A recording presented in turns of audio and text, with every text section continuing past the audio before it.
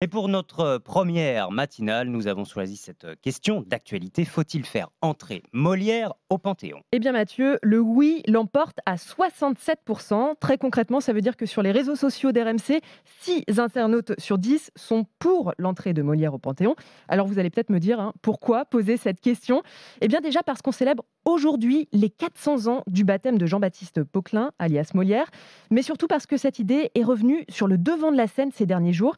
Elle s'est même invitée dans la campagne présidentielle. C'est Valérie Pécresse qui a relancé le débat, c'était lundi dernier.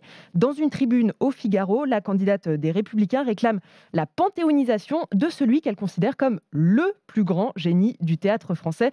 Voilà, ça a le mérite d'être clair. Et elle en profite dans cette tribune pour un peu tacler son principal opposant, pas encore déclaré, Emmanuel Macron, car aucune mobilisation nationale n'a été prévue à l'occasion de cet anniversaire et elle le regrette. Pour Valérie Pécresse, Molière est toujours d'actualité, il constitue notre héritage et pas besoin d'autres raisons pour qu'il fasse son entrée sans plus attendre dans le mausolée républicain. Mais d'ailleurs, Margot, elle vient d'où cette idée, cette volonté de panthéoniser Molière? Eh bien, on doit cette idée à Francis Huster, autre grande figure du théâtre et grand amoureux de Molière. Il sera d'ailleurs votre invité, Mathieu, à 7h45. Oui, on a hâte tout à l'heure. En 2019 déjà, Francis Huster envoie une lettre au président de la République et lance une pétition. Il explique vouloir rendre justice au plus grand de tous les Français. Il recueille 1000 signatures et l'appui de grands noms, Stéphane Bern, Annie Dupéret, Bruno Solo, Patrice Lecomte, Macha Merrill et j'en passe. Alors face à une telle unanimité, on pourrait se dire que la question n'a même pas besoin de se poser.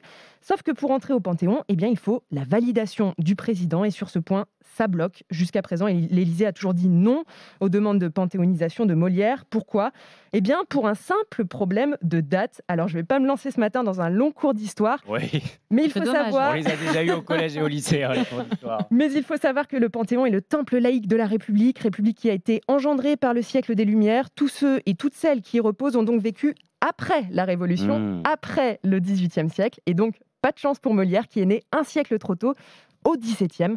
Bon, et puis il y a tous ceux qui disent aussi que le patron du théâtre français n'a pas vraiment besoin de ça pour qu'on ne l'oublie pas. Ça, c'est la position notamment de l'un de ses biographes. Et pour preuve, Molière, c'est l'un des auteurs de comédie les plus joués au monde. Merci beaucoup, Margot.